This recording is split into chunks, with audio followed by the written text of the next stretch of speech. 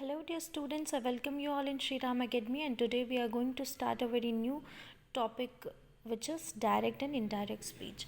Before starting the session, I'd like to welcome you all in Sri Ram Academy, and I hope that you all are taking care of your health. Also, you all are taking care of cleanliness around you.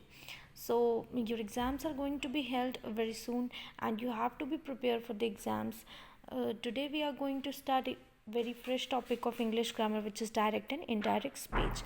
So let me introduce you all with the term which is direct and indirect speech. इसको हम एक साथ इसके अलावा और क्या कहते हैं, we can also called this topic, this term as a narration.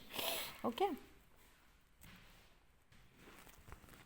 so have a look on this slide.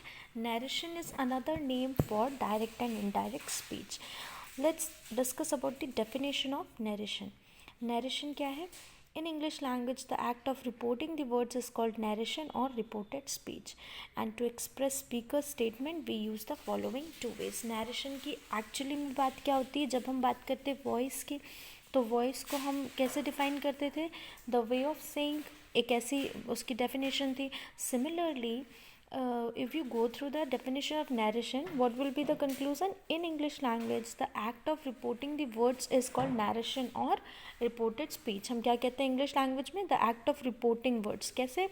अब देखिए क्या होता है कि जब कोई स्टेटमेंट है, सपोज कोई बात हुई या कोई इंसिडेंस है, वो इंसिडेंस में तीन लोग इन्वॉल्व हैं. एक जिसके साथ वो इंसिडेंस हुआ, और दूसरा जिसके साथ में वो पहले वाले के साथ था, और तीसरा जिसको ये बात बताई जाएगी. तो अब देखिए हमें क्या समझना है, first person, second person and third person. तो सबसे पहले फर्स्ट पर्सन हो गया.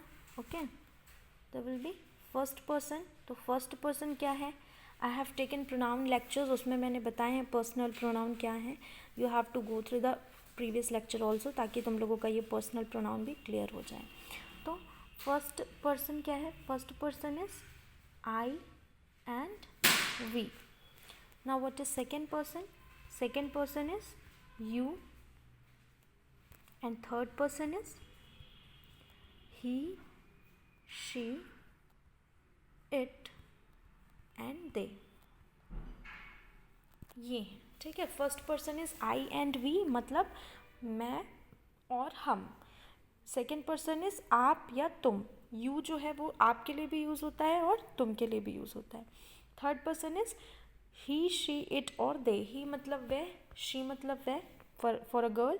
इट जो है वो किसी वस्तु के लिए, उसका भी मीनिंग वह होता है, और दे का मतलब वो. तो first person I, we, second person you, and third person will be he, she, it and they. Now remember one thing, that the narration को कैसे अपन समझे कि जब बात फर्स्ट पर्सन और सेकेंड पर्सन के बीच में हो, और थर्ड पर्सन भी के बारे में फर्स्ट और सेकेंड पर्सन बात करें, यानी जो बात हो रही हो मेरे और आपके बीच में, लेकिन हम बात किसी और के बारे में कर रहे हों, तो ये हो जाता है नैरेशन, जिसमें डायरेक्टली भी बोला जाता है और इनडायरेक्टली भी बोला जाता है. कैसे बोलते हैं? Let's have a look on next slide.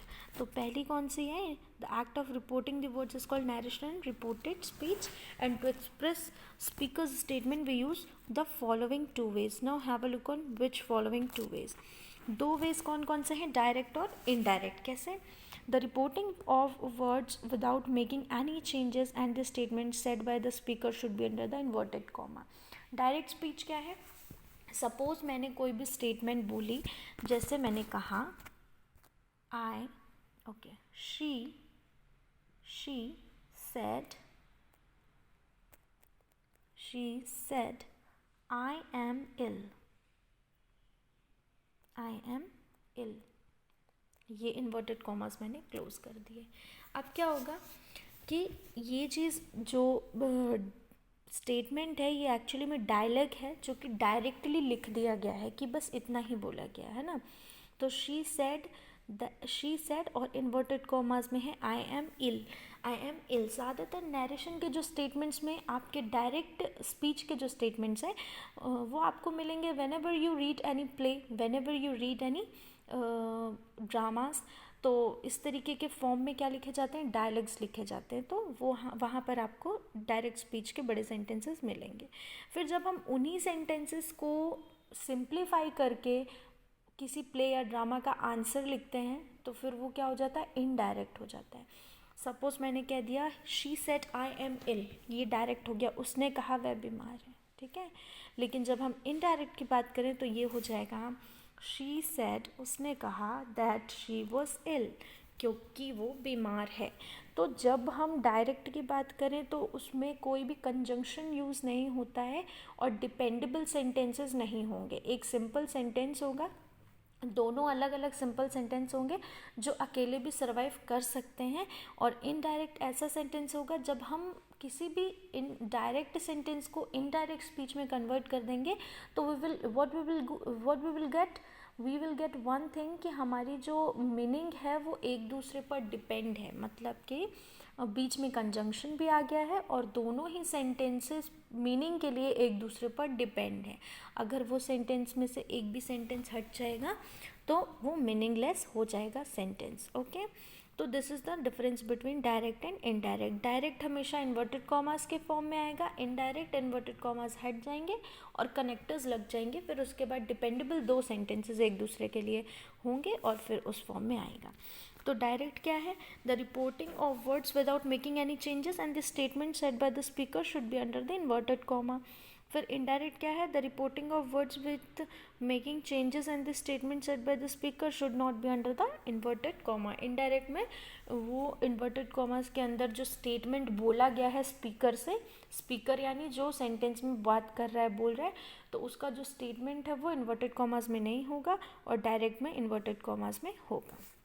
Now have a look on next slide. ये देखिए मैंने यहाँ पर एक दो एग्जाम्पल्स लिए हैं. तो डायरेक्ट का एग्जाम्पल है Reema said to me I shall go to the cinema today.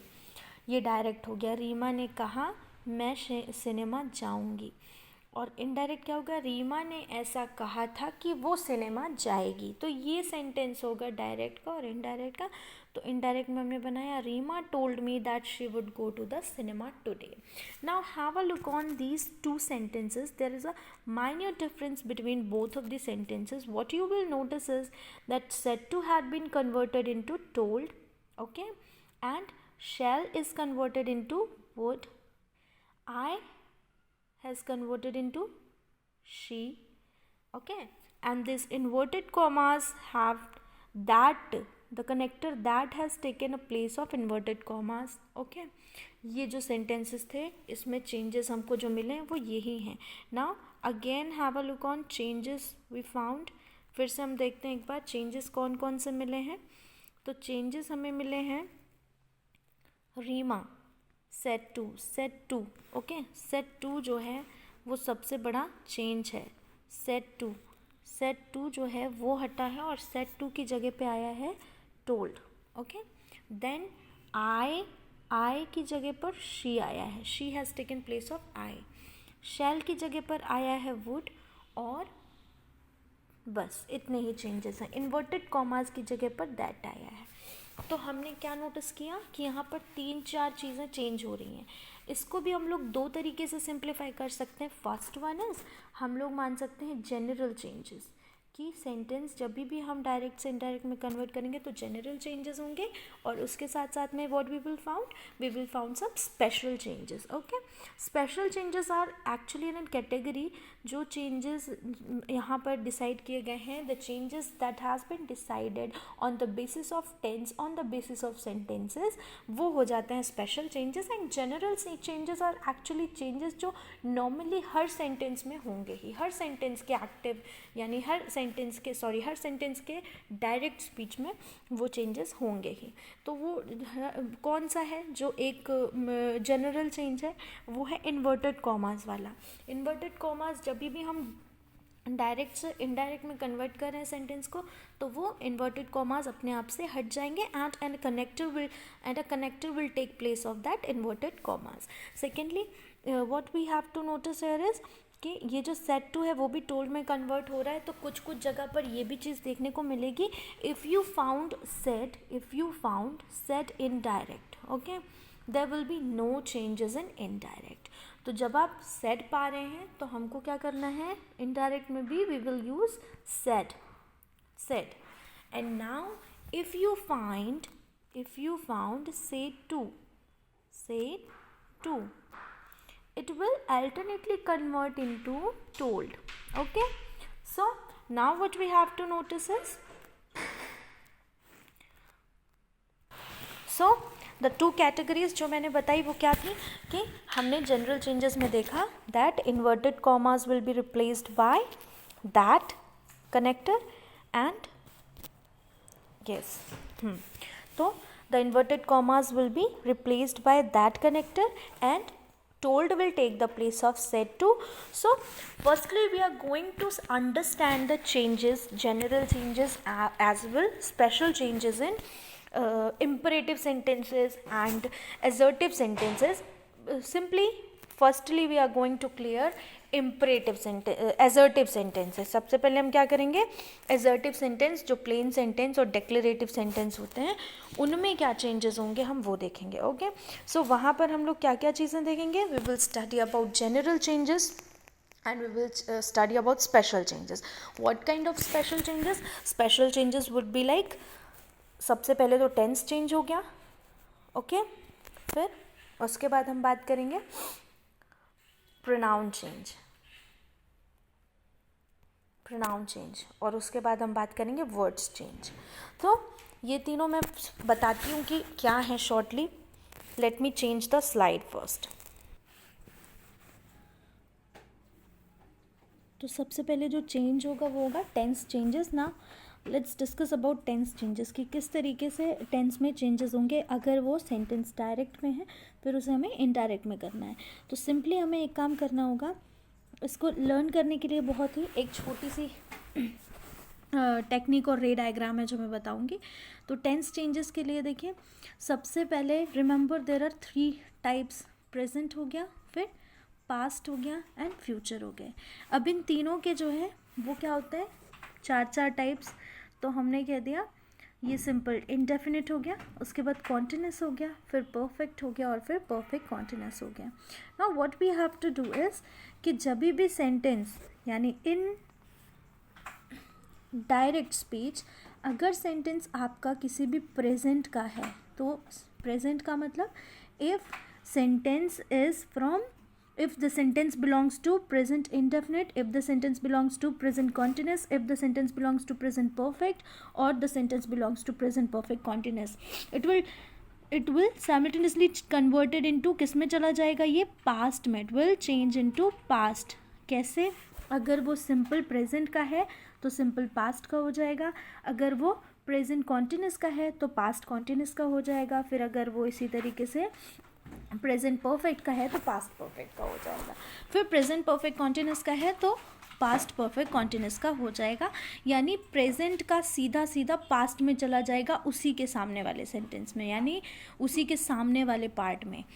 Simple present का सिंपल पास्ट में, प्रेजेंट कॉन्टिन्यूस का पास्ट कॉन्टिन्यूस में. तो इस तरीके से एक चेंज होगा. पहली चीज़ तो ये दिमाग में रखेंगे. अभी आगे मैं आपको रूल्स भी बता रही हूँ.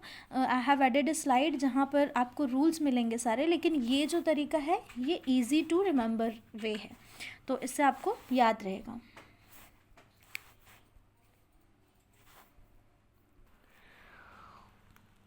सो आई एडेड एग्जाम्पल स्लाइड जिसमें एग्जाम्पल्स दिए हुए हैं. Just have a look on direct. Reema said to me I shall go to the cinema today. Indirect में Reema told me that she would go to the cinema today. तो मैंने अभी जो 3 general changes की बात की थी, सॉरी स्पेशल चेंजेस की बात की थी, वो कौन कौन से थे? प्रोनाउन चेंज, टेंस चेंज और उसके साथ में वर्ड्स चेंज, है ना. तो हम लोग सबसे पहले देखेंगे कि टेंस चेंज क्या है इसमें. तो टेंस चेंजेस में हम लोगों ने देखा कि शैल जो है वो शुड में चेंज हुआ, वुड में चेंज हुआ है. ये टेंस चेंज नहीं है, ये है वर्ड चेंज, ठीक है. और जो जनरल चेंजेस थे वो क्या थे? सेड टू जो है वो टोल्ड में चेंज हुआ है, जो मैंने सबसे स्टार्टिंग में आप लोग को बताया, है ना. तो सेड टू टोल्ड में चेंज होगा. अब हम बात करते हैं कि असर्टिव सेंटेंसेस में चेंजेस कौन कौन से होंगे. तो सिंपल वर्ड्स में कह सकते हैं कि सबसे पहले असर्टिव सेंटेंसेस में जो जनरल चेंजेस हैं वो यही हैं कि सेड टू जो है वो कन्वर्ट हो जाएगा टोल्ड में, है ना. सेड टू जो है वो टोल्ड में हो जाएगा. सेड अगर लिखा हुआ है तो सेड ही रहेगा, है ना. फिर हम बात करते हैं इन्वर्टेड कॉमास जो हैं वो कन्वर्ट हो जाएंगे दैट में, ठीक है. और कुछ वर्ड्स हैं जिनकी मैंने आखिरी में स्लाइड लगाई है जो बदल जाएंगे, जैसे कि टुडे हो जाता है दैट डे, टुडे हो जाएगा दैट डे, टुमारो हो जाता है नेक्स्ट डे, और येस्टरडे हो जाता है प्रीवियस डे। तो इसी तरीके के कुछ वर्ड्स हैं जो चेंज होते हैं, नाउ का देन हो जाता है ना। तो सबसे पहले हम लोगों ने जो अप्लाई किया है जनरल रूल्स और स्पेशल रूल्स, उसके अकॉर्डिंग देखते हैं तो क्या होता है। डायरेक्ट में Reema said to me I shall go to the cinema today, Reema told me that she would go to the cinema today, ठीक है। The verb use to begin speaker statement is called reported speech. अब सबसे पहले जो speaker को introduce करता है ये चीज़, यानी ये चीज़ हमारी कहलाती है रिपोर्टेड स्पीच, है ना। और जो बात रिपोर्ट की जा रही है यानी जो बात बताई जा रही है वो कहलाता है रिपोर्टिंग स्पीच। तो ये डायरेक्ट सेंटेंसेस में भी दो स्पीच होंगे, कौन कौन से। पहला हो गया रिपोर्टेड और दूसरा हो गया जो इन्वर्टेड कॉमा में लिखा हुआ है सारा वो रिपोर्टिंग। ओके, फिर हम देखते हैं आगे। Let's move to the next. ये यहाँ पर क्या है, how direct narration change to indirect narration. तो रिपोर्टिंग वर्ब सेड टू जो है वो टोल्ड में कन्वर्ट हो रही है, इन्वर्टेड कॉमर्स कंजक्शन दैट में कन्वर्ट हो रहे हैं, आई जो है वो शी में, और शैल गो जो है वो वुड गो में चेंज हुआ है इस वाले एग्जाम्पल में जो हम लोगों ने स्टार्टिंग में देखा है, ठीक है। तो अब देखते हैं ये ऐसा क्यों हुआ है, क्योंकि इसके अलावा और जितने भी सेंटेंसेस हैं सब में वो 3 चेंजेस होंगे।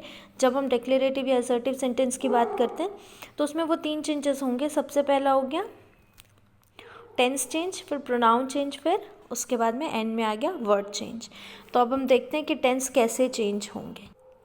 मैंने प्रीवियस स्लाइड में भी बताया था कि जो प्रेजेंट के होते हैं वो सारे के सारे, इट मीन्स जो भी प्रेजेंट के हैं यानी प्रेजेंट के जो भी होंगे वो सपने सामने वाले के पास्ट के पार्ट में चले जाएंगे। यानी अगर डायरेक्ट का सेंटेंस सिंपल प्रेजेंट का है तो वो सिंपल पास्ट में जाएगा, फिर वो अगर प्रेजेंट कॉन्टिन्यूस का है तो पास्ट कॉन्टिन्यूस में जाएगा। तो ये चीज़ आपको अच्छे से समझ में आ गई कि प्रेजेंट वाले सीधे पास्ट में सामने वाले के ही चले जाएंगे। और जब हम पास्ट की बात करते हैं कि पास्ट का अगर सेंटेंस दिया है तो क्या चेंजेस होंगे, there will be a very minute change which you have to keep in mind always, कि पास्ट में जो भी हम करेंगे पास्ट के सेंटेंस में, तो पास्ट के सेंटेंस में बस एक चीज़ याद रखिए, इवन इवन ऑड ऑड। कैसे? पास्ट के भी 4 पार्ट होते हैं। कौन कौन से 4 पार्ट होते हैं मैंने पहले ही बताया था, टेंस के लेक्चर में भी बताया था। Please go through the lecture अगर आपको टेंस क्लियर नहीं है तो टेंस की जब हम लोग बात करते हैं तो पास्ट में कितने टेंस होते हैं, इंडेफिनिट हो गया है ना, सिंपल जिसको कहते हैं, फिर दूसरा हो गया कॉन्टिन्यूस, फिर उसके बाद हो गया परफेक्ट, और फिर एंड में हो गया परफेक्ट कॉन्टिन्यूस, ठीक है, परफेक्ट कॉन्टिन्यूस। अब क्या चीज़ दिमाग में रखनी है कि इनडेफिनिट, अब पास्ट का सेंटेंस अगर इनडायरेक्ट में दिया हुआ है, इनडायरेक्ट में इन चारों में से किसी भी सेंटेंस से टेंस से बिलोंग करता हुआ सेंटेंस दिया, what we will you do, we will always keep in mind one thing, even even odd odd. कौन कौन सा? इनडेफिनिट जो है वो चला जाएगा थर्ड में, ठीक है, और कॉन्टिन्यूस जो है वो परफेक्ट में चला जाएगा, ठीक है। अगर वो सेंटेंस इंडेफिनिट का है, पास्ट इंडेफिनिट का, तो सेंटेंस कन्वर्ट हो जाएगा पास्ट परफेक्ट में, and if the sentence belongs to the past continuous it will converted into perfect continuous. तो ये सिंपल चीज़ है। And one more thing, reverse change जो है, रिवर्स चेंज वो नहीं होंगे, reverse change is not applicable. मतलब अगर सेंटेंस परफेक्ट का है तो वो इंडेफिनिट में नहीं होगा, अगर वो परफेक्ट कॉन्टिन्यूस का है तो वो कॉन्टिन्यूस में नहीं होगा। अगर इन दोनों में से किसी भी केस में है, if the sentence belong to the perfect continuous और the sentence belong to the perfect tense, तो there will be no change. So here I added a table which will help you in tense change. कैसे? tense change in indirect speech में जब भी हम देखेंगे तो हमने पहले भी आप लोगों को बताया, but this is a very short ray diagram which will help you out.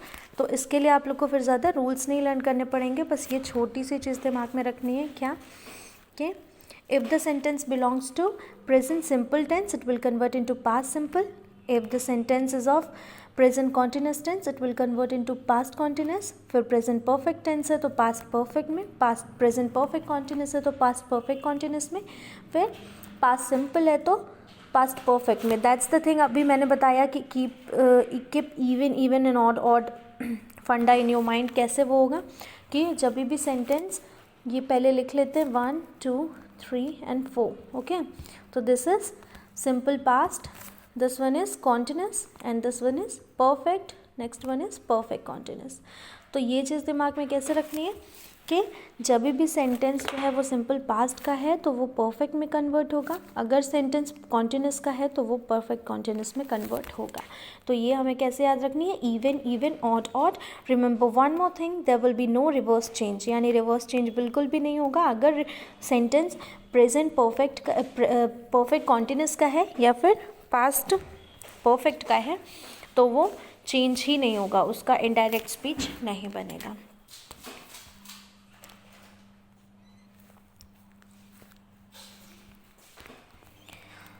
So have a look on one more slide. ये जो स्लाइड मैंने लगाई है ये वही है थर्ड चेंज जो था कि कौन कौन से वर्ड्स चेंज होंगे, यानी changes in time and adverbs in indirect speech कौन कौन से होंगे। तो today will become that day, tomorrow आता है तो it will become the next day, yesterday आता है तो द डे बिफोर या फिर द प्रीवियस डे, या फिर नेक्स्ट वीक मंथ ईयर आता है तो फॉलोइंग वीक मंथ और ईयर आएगा, अगर लास्ट वीक मंथ ईयर आता है तो प्रीवियस वीक मंथ और ईयर आएगा।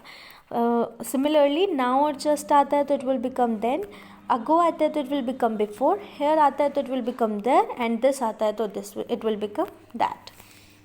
Now have a look on pronoun change. Pronoun changes कैसे होंगे ये हमें दिमाग में रखना है, और I am going to add a slide जिसमें आपको पता रहेगा, उसमें रूल्स लिखे होंगे, बट उसके साथ साथ में मैं एक एक्सप्लेनेशन भी दूंगी so that you can easily be understood. So let's just discuss about 4 easy rules for the changes in pronoun in indirect speech. Rule number 1 is the first person pronoun of reported speech we, I, me, my, mine, us or our is changed according to the pronoun of the reporting verb if it is third person pronoun he, she, it, they, their, her, his. Okay, सबसे पहले हम लोग क्या देखते हैं, वैसे gas मैंने एक लिया था सेशन जो पूरा प्रोनाउंस में था, where I have discussed about personal pronoun. Still यहाँ पर एक बार फिर से बताती हूँ that what exactly are personal pronoun. तो पर्सनल प्रोनाउन के जब हम टाइप्स देखते हैं तो 3 तरीके से हैं, वो दिमाग में रखने पड़ेंगे। First one first person pronoun, second person pronoun, third person pronoun. Okay, first person pronoun क्या है? First person pronoun is I and we. Second person pronoun is you. Third person pronoun are he, she, it, they.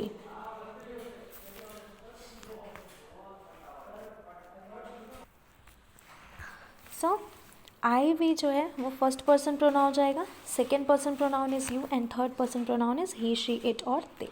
सबसे पहले हम लोग देखते हैं कि ये कैसे चेंज होंगे।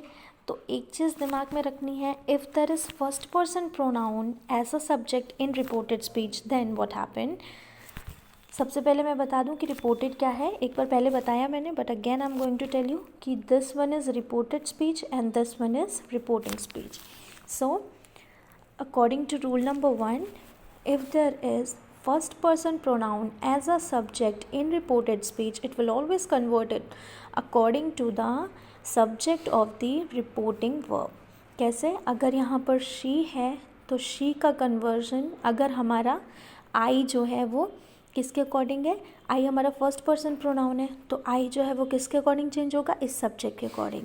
सो डायरेक्ट स्पीच में देखिए क्या है sentence, she said I will go to London, तो she said that she would go to London. कैसे कि यहाँ पर शी जो है वो था वो किसके अकॉर्डिंग, आई जो है उस वो इसी शी के अकॉर्डिंग चेंज हुआ।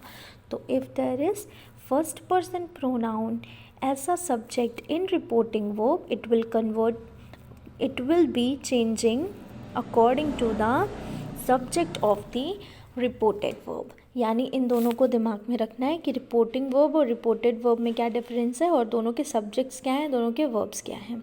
Similarly when you move towards the next rule it will be the first person pronoun of reported speech we, I, me, mine, us or our is not changed if the pronoun of reporting verb is also first person pronoun। अब यहाँ पर क्या होगा, अगर first person pronoun of reported speech यानी reported speech का first person pronoun we, I, me, mine, us और our है तो चेंजेस नहीं आएंगे।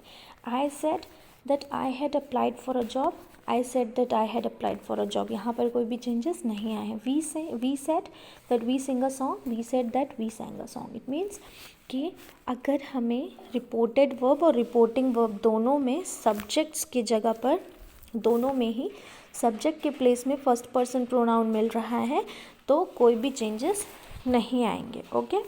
Next, rule number 3. The second person pronoun you use of the reported speech is change according to the object of the reporting verb. ये first वाले में क्या हो रहा था? The subject is changing according to the subject of the reporting verb, and here is a minor difference. कौन सा? that the subject is going to be changed according to the object of the reporting verb. For example, direct speech में क्या है? she said to me you are a brilliant student, and यहाँ पर जो object है वो क्या है? me. Okay, the object is me. तो ये जो यू है, जो रिपोर्टिंग वर्ब में यू लिखा हुआ है, वो किसके अकॉर्डिंग चेंज होगा? मी के अकॉर्डिंग चेंज होगा, और वो जो मी है वो आई बन के इनडायरेक्ट स्पीच में आ जाएगा. तो she said to me that I was a brilliant student. और सिमिलरली अगर यहाँ पर होता she said to Priya you are a brilliant student, तो प्रिया इज़ अ गर्ल, तो यहाँ पर क्या आ जाता? She said to will be converted into told. ये टोल्ड में हो जाएगा. She told Priya that she was a brilliant student. ऐसा हो जाएगा. ओके. यहाँ पर हर जगह पे said to की जगह पे told आएगा.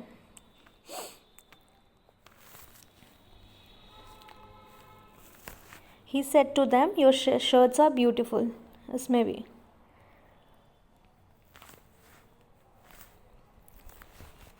सो ये था रूल नंबर 3. क्या? If there is second person pronoun you use of the reported speech is change according to the object of the reporting verb. Okay. Next, let's move to the rule number 4. What is rule number 4? Saying the third person pronoun she, it, they, it, his, him, them, his of the reported speech will not be changed in the indirect speech.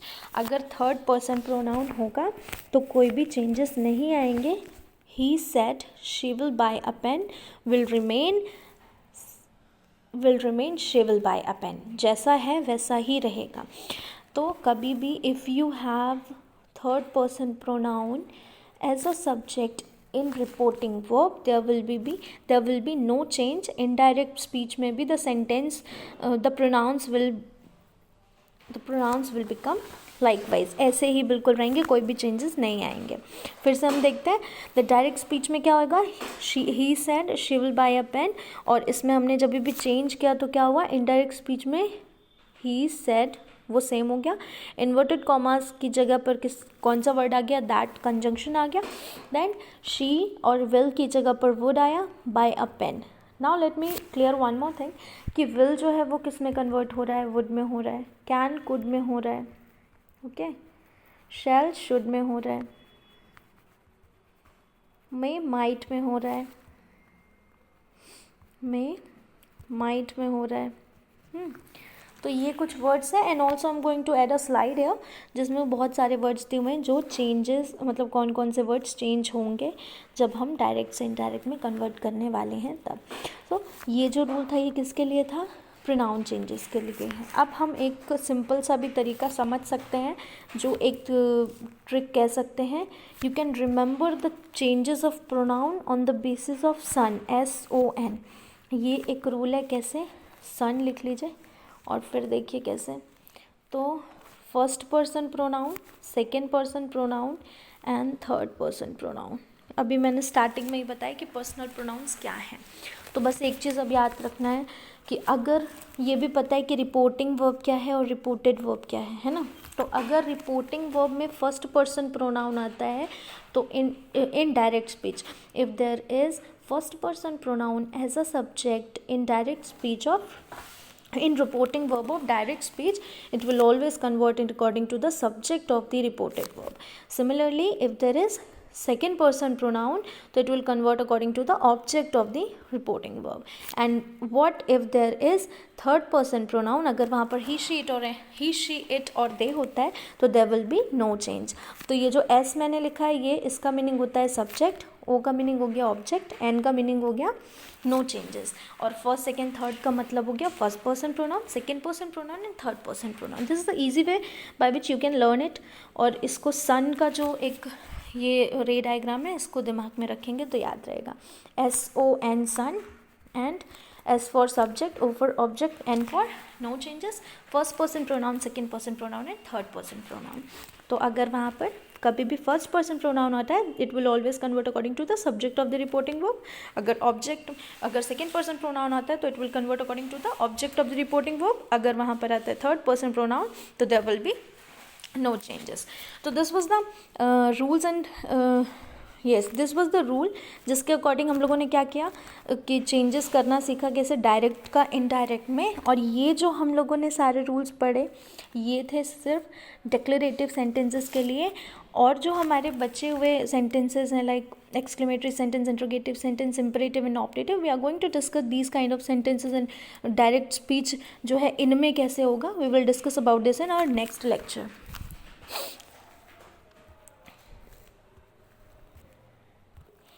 Here I also added a slide जिसमें ये बताया हुआ है कि अगर am और is है it will become was, if there is are it will become into were, and if there is has have it will convert into had, and if there is can and can't it will convert into it will become could and couldn't. If there is will and want it will become would and want. So you have to remember this slide also. am is was में convert हो रहा है, are will become were, and have has will become had, can or can't will become could and couldn't, will and want will become would and wouldn't. Now so today's session was all about direct and indirect speech, and I hope that you enjoyed the session very much. I hope that you all are taking care of your health also you all are taking care of cleanliness around you. So study well students and take care of yourself. Also let me know if you have any doubt. You can comment me on Digital Classroom. Of course you can comment me on YouTube also.